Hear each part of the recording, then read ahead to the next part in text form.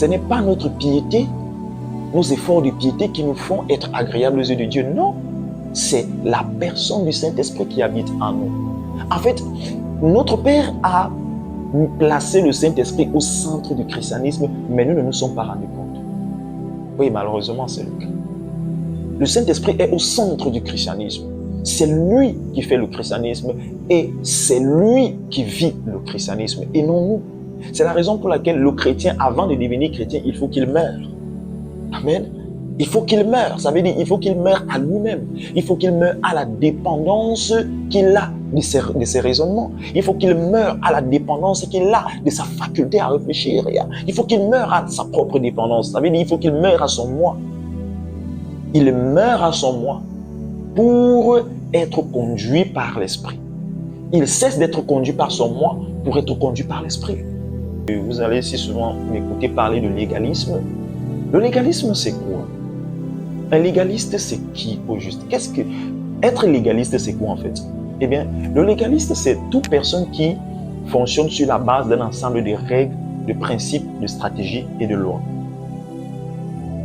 C'est ça un légaliste en fait. C'est le fait de fonctionner selon des règles, selon des lois, selon des principes, selon des stratégies. C'est ça un légaliste. Et voyez-vous, les convertis aujourd'hui de manière générale sont des légalistes. Ouais. De manière générale, les chrétiens d'aujourd'hui sont des légalistes. Eh bien, vous allez remarquer que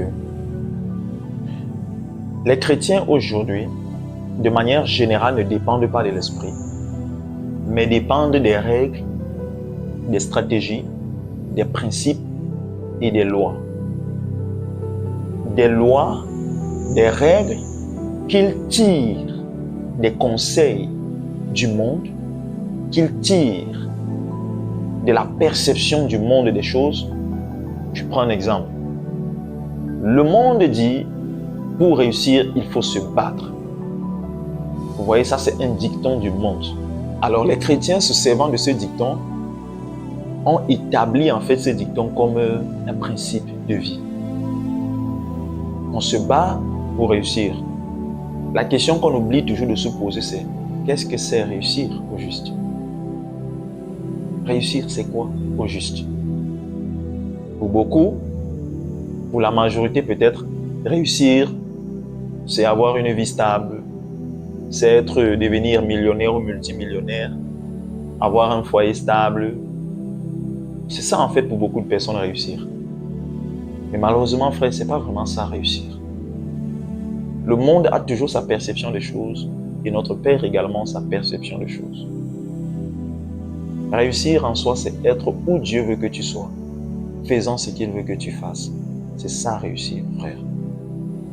La preuve en est que si on ramenait Jean-Baptiste à l'époque d'aujourd'hui, on dirait Jean-Baptiste n'a pas réussi sa vie. Regardez comment il est mort.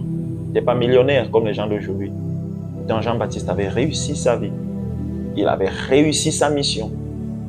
Regardez comment Jésus est mort. Regardez comment les apôtres sont morts. Aujourd'hui, on dirait vraiment ils sont morts comme ils ont été misérables.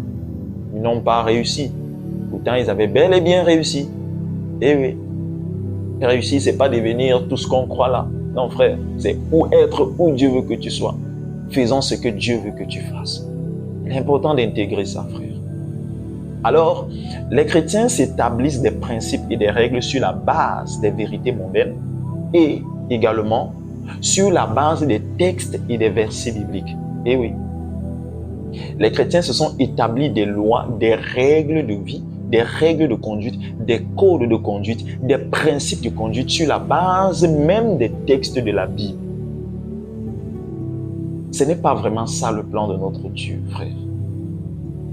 Le plan de notre Dieu n'a jamais été que nous nous établissions des règles et des principes de conduite, même venant des textes de la Bible. Ce n'est pas ça le plan de notre Père. Tout chrétien qui fonctionne sur la base des principes, des règles, des stratégies tirées des textes de la Bible, des versets de la Bible, c'est du légalisme, frère. Ça veut dire quoi au juste? Ça veut dire que, bien, le frère, il a pris un verset biblique numéro 1, il a pris le verset biblique numéro 1 pour une situation existentielle X. Ça veut dire qu'on a une situation existentielle X et on a un verset biblique numéro 1. Eh bien, il a pris ce verset biblique-là, il l'a établi comme règle, de sorte que chaque fois qu'il sera dans la situation X ou dans la circonstance X, il appliquera le verset biblique numéro 1. C'est comme ça que les chrétiens fonctionnent. Oui, c'est comme ça que nous fonctionnons. C'est problématique. Il y a une autre situation Y pour un verset biblique numéro 2. Chaque fois qu'il se retrouvera dans la situation Y, c'est le verset biblique tel numéro 2 qu'il appliquera. Et s'il y a une autre situation Z, des situations existentielles bien sûr, ça veut dire les situations de la vie, les circonstances de la vie. Ainsi, pour chaque circonstance de la vie, les chrétiens se sont préétablis des versets bibliques comme des règles, comme des formules. Des formules qu'ils appliqueront en fonction des circonstances dans lesquelles ils se retrouvent. Ainsi, ils ont pris des textes de la Bible, nous avons pris des textes de la Bible et nous les avons établis de manière standard comme des règles et des principes de conduite. Des lois en fait. Voilà pourquoi c'est carré en fait. C'est carré chez les convertis. Chaque fois qu'il est dans la situation X, c'est le verset numéro 1 qu'il applique. Il ne va pas chercher à savoir qu'est-ce que l'esprit dit, qu'est-ce que l'esprit pense. Non.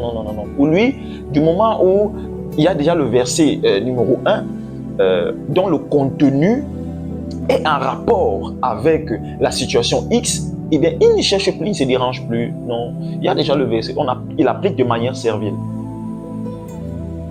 Verset numéro 1, situation X, verset numéro 1, il applique et on avance. Voilà comment les chrétiens vivent. C'est du légalisme. Parce que le Saint-Esprit, où dans ça? Sans que tu ne te rendes compte, frère, en faisant ça, frère, tu es conduit par des lois, par un ensemble de règles que tu t'es préétabli, les ayant tirées des versets bibliques. C'est du légalisme. Tu ne dépends pas de l'esprit, mais tu dépends des versets bibliques. Tu ne dépends pas de l'esprit, mais tu dépends des textes bibliques préétablis, préconfigurés comme des lois, comme des formules magiques que tu appliques de manière servile, de manière standard à chaque situation à laquelle le verset biblique semble se rapporter.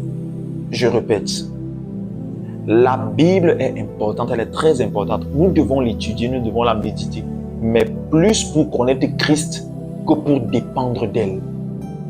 Alléluia. Nous devons l'étudier plus pour connaître Christ, plus pour connaître le Saint-Esprit, afin de dépendre des orientations du Saint-Esprit et non des versets bibliques que nous nous sommes établis comme stratégie standard. Amen.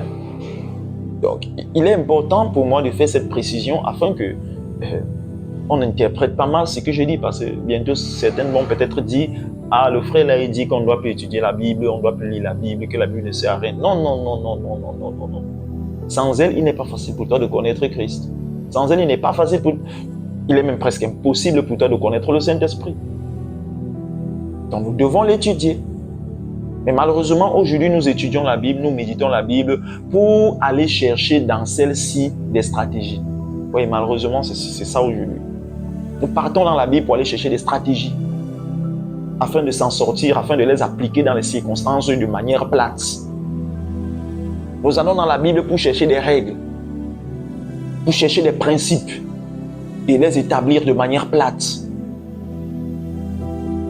Et c'est la raison pour laquelle, à un certain moment donné, les chrétiens finissent par s'épuiser, par se fatiguer. Pourquoi? Parce que, frère, à un moment donné, à force de pratiquer le verset biblique numéro 1, chaque fois que tu te trouves dans la situation X, à un moment donné, tu vas t'épuiser. Pourquoi? Parce qu'à un moment donné, ça ne fonctionnera pas. Oui, à un moment donné, ça ne fonctionnera pas parce que ce n'est pas chaque fois que tu te retrouveras dans la situation X que forcément, ce sera le verset biblique numéro 1 qu'il faut appliquer. Non. Ainsi, à certains moments donné, ça ne marchera pas.